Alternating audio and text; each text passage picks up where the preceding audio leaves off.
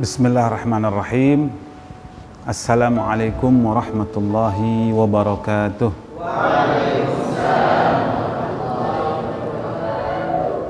Alhamdulillahirabbil alamin wa bihi nasta'in ala umurid dunya waddin.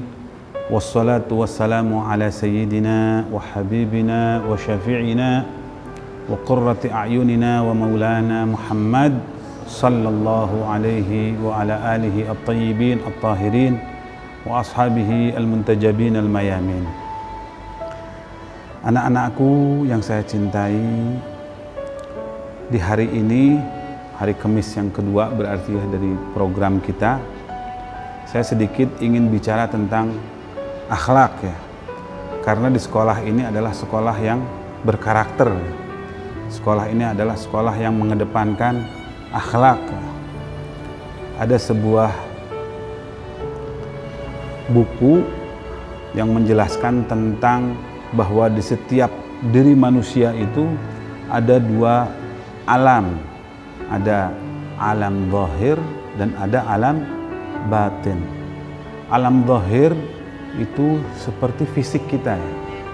Anggota badan kita ini disebut dengan alam zahir.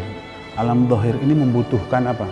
Membutuhkan suplai makanan ya, suplai minuman, begitu pula membutuhkan vitamin-vitamin agar kita bisa main bola dengan bagus, agar kita bisa berlari dengan kuat.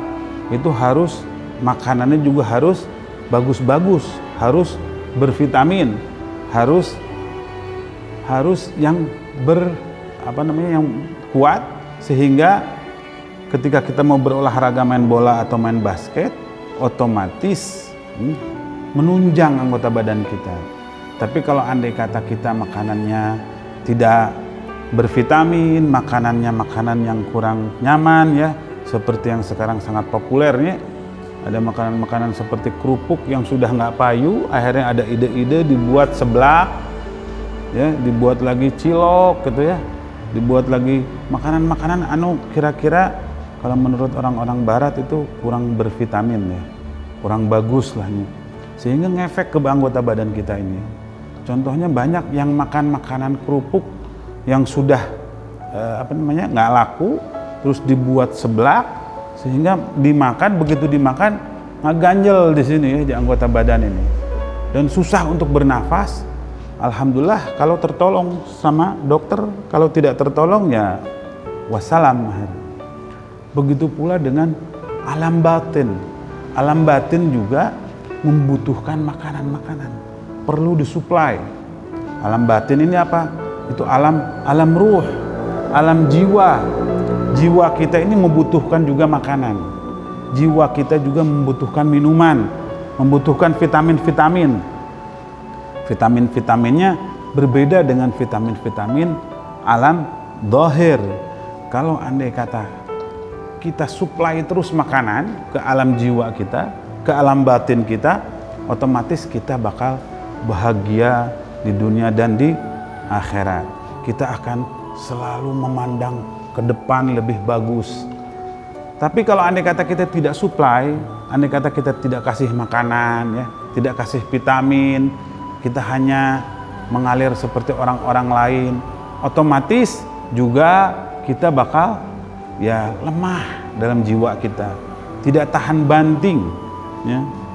Nah, di setiap alam jiwa ini, di setiap alam batin itu ada dua bala tentara yang sangat kuat.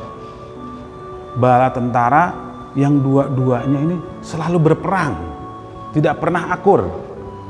Apa? Yaitu ada yang disebut dengan al-junud ar-rahmaniyah, tentara-tentara Rahman, tentara-tentara Allah Subhanahu wa taala, dan juga ada al-junud asy-syaitaniyah, tentara-tentara setan, tentara-tentara iblis. Nah, tentara-tentara malaikat dengan tentara setan ini selalu berperang, ya, selalu berperang, selalu bertempur di dalam jiwa kita, selalu bertempur di alam batin kita. Nah, tergantung kepada kitanya. Kitanya ini bagaimana, ya kan? Kalau andai kata kita pro dengan tentara Allah, dengan tentara Ar-Rahman, otomatis kita bakal bahagia di dunia dan di akhirat. Tapi andai kata kita pro dengan tentara-tentara setan, ya otomatis kita bakal repot nanti kehidupan masa depannya. Bahagia itu ukurannya bukan karena banyak harta, bukan karena banyak tertawa. Bahagia itu ukurannya adalah di pikiran kita, di hati kita, di anggota badan kita yang sehat dan lain sebagainya. Tapi kalau andai kata bahagia itu di harta, ya, bahagia itu di anggota badan kita ganteng dan lain sebagainya, itu tidak jadi ukuran. Orang yang paling bahagia di dunia ini adalah Nabi Muhammad sallallahu alaihi wasallam. Nabi Muhammad itu paling bahagia. Beliau tidak kaya. Malah beliau itu, ya, kadang-kadang perutnya diganjel dengan batu karena lapar. Tapi beliau bahagia. Tidak ada yang lebih bahagia daripada Nabi Muhammad sallallahu alaihi wasallam. Ucapannya selalu didengar sama orang lain. Ucapannya selalu didengar sama orang lain. Ucapannya selalu dipertimbangkan sama orang lain. Hadis-hadisnya sampai sekarang pun relevan. Bukan hanya ucapannya, gerak-geriknya juga ditulis sama sejarah. Karena beliau menjadi model yang paling relevan untuk diikuti. Nah, kembali lagi ke alam batin. Di alam batin itu nanti ada pertempuran antara tentara setan dengan tentara Allah Subhanahu wa ta'ala. Tempat bertempurnya di mana? Tempat bertempurnya ada yang bilang di 2 tempat, ada yang bilang di 3 tempat, ada yang bilang di 4 tempat, sampai ada yang bilang di 7 tempat. Saya di sini hanya ingin berbicara di 2 tempat dan di 7 tempat. Di 2 tempat ada yang mengatakan para ulama sufi, para ulama al-irfan, itu perang antara tentara malaikat dengan tentara setan itu di mana? Pertama di pikiran kita, di otak kita. Ya, kalau kita selalu berpikir positif, insya Allah kita akan di backup sama tentara Allah Subhanahu Wa Taala, di backup sama para malaikat. Ya, tapi kalau andai kata kita selalu berpikiran negatif, ada orang datang selalu berpikir wah negatif thinking dan lain sebagainya, nah bakal di backup juga sama setan. Nah, untuk supaya kita di backup sama tentara-tentara Allah Subhanahu wa taala itu nanti ada urutannya, ya. Ada cara-caranya. Yang pertama, peperangan itu di pikiran. Pikiran kita tuh kadang-kadang suka, kalau begini bagaimana? Kalau begini bagaimana? Mestinya di pikiran itu yang paling utama itu apa? Baik atau tidak. Ketika saya berjalan ini diridhoin sama Allah apa tidak? Ketika saya berjalan ini, ketika saya memandang ini, ya kan, diridhoin oleh Allah apa tidak? Apakah ketika saya mengganggu teman saya, mencubit teman saya, ini baik atau tidak? Itu harus dipikir dulu. Dan baik dan tidak itu kadang-kadang kita pikirkan dengan diri kita. Kita kalau dipukul sama teman kita, mau apa tidak? Kita kalau dicubit sama teman kita, mau apa tidak? Tentu kita juga tidak mau. Otomatis teman kita juga tidak mau dicubit, tidak mau dipukul. Itu pikiran. Nah, kalau andai kata kita positif, di backup sama para malaikat, di backup sama tentara-tentara Allah itu, maka terkalahkanlah tentara setan. Yang kedua, di hati, di perasaan kita. Perasaan kita nanti para malaikat dan setan ini selalu berperang. Ya kan? Ada yang disebut dengan hati itu pasti yang paling dasar pro dengan malaikat. Balil insan ala nafsihi basirah, katanya. Walau alqa ma'a dhirah. Manusia itu mempunyai hati yang paling kecil, tidak mungkin berbohong.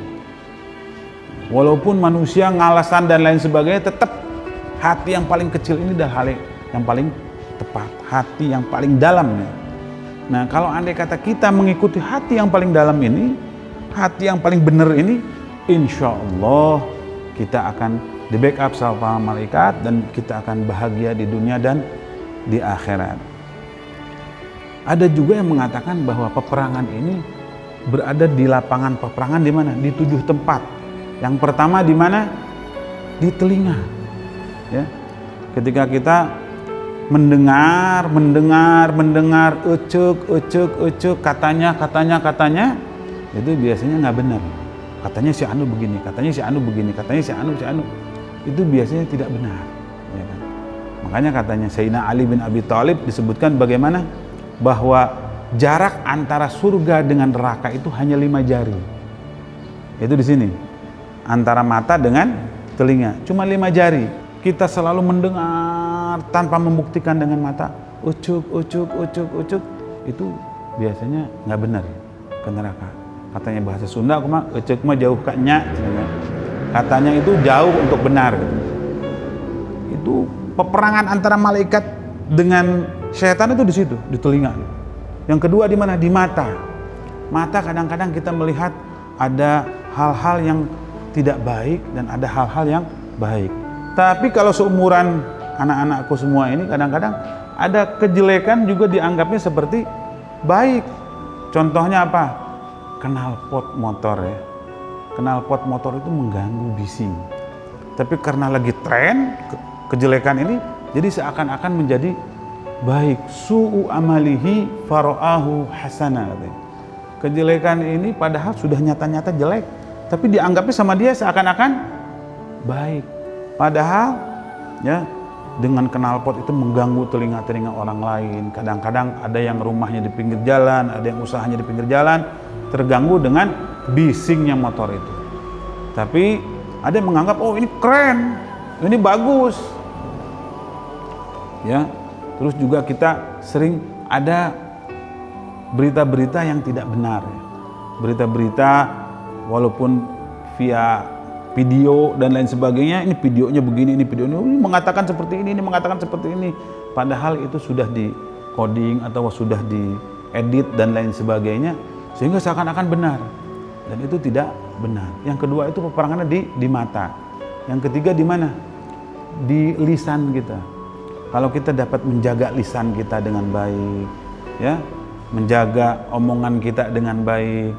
Kita kalau diomongin begini bagaimana, ya kan? Kalau kita ngomong begini bagaimana perasaan orang lain, teman kita bakal menerima atau tidak. Nah ini kalau andai kata kita bisa betul-betul menjaga lisan kita, insya Allah kita akan selalu bahagia dan didukung terus sama para malaikat. Salamatul insan fi hifdzil lisan, katanya hadisnya. Selamatnya seseorang itu dalam menjaga lisannya. Apabila lisannya tidak dijaga, ya otomatis dia bakal tidak bahagia nanti. Yang keempat apa? Yang keempat itu adanya di tangan kita. Tangan kita ini kadang-kadangnya suka mukul, suka mengganggu orang, suka iseng, malah kesananya nanti malah panjang lengan, ya, suka ngambil hak orang lain. Itu nanti begitu kita mau ngambil, itu biasanya malaikat negor dulu, jangan. Ini nggak benar. Tapi cek setan, wah malah naon, dia masa etik dulu juga teman kamu nyuri punya kamu dan lain sebagainya gitu ya. Padahal itu tidak baik. Itu ada peperangan terus, cuman kita tidak menyadari antara peperangan antara tentara Allah dengan tentara setan. Yang keenam yaitu di kaki kita. Kaki kita kadang-kadang yang sudah niat kita mau ke masjid, niat kita mau hadir pengajian, di tengah-tengah jalan ada apa namanya? Mainan dan lain sebagainya, atau ada hal-hal yang tidak bagus, ada organ tunggal yang segala rupa, akhirnya malah berbelok tidak jadi ke masjid atau ke pengajian. Yang terakhir adanya di mana? Di aurat kita. Aurat kita ini harus betul-betul dijaga. Jangan sampai terlihat sama orang lain. Aurat kita ini harus betul-betul dijaga. Jangan sampai digunakan yang tidak semestinya. Ya? Ini khususnya yang sudah SMA, betul-betul harus menjaga betul aurat. Jangan sampai nanti digunakan yang tidak benar, dan itu tanggung jawabnya di depan Allah Subhanahu wa taala sangat besar. Wala taqrabuz zina innahu kana fahisyatan wa sa'a sabila. Kurang lebihnya itu ayatnya. Jadi mendekatkan zina aja jangan. Itu kadang-kadang aurat ini khususnya bagi laki-laki ataupun perempuan ya. Jadi pertempuran itu terjadi di 7 tempat. Nah, kalau andai kata ingin kita supaya di backup sama malaikat, supaya kita di backup malaikat untuk melawan tentara-tentara syaitan. Insya Allah nanti Kamis depan kita akan sampaikan ada stimulus, ada jurus-jurus ya, ada latihan-latihan ya, agar kita dapat menang melawan tentara syaitan. Mungkin itu saja yang dapat saya sampaikan. Mohon maaf ini rada telat karena tadi ada sedikit masalah di rumah di Pleret. Itu saja yang dapat saya sampaikan. Wabillahi taufiq wal hidayah. Wassalamualaikum warahmatullahi wabarakatuh.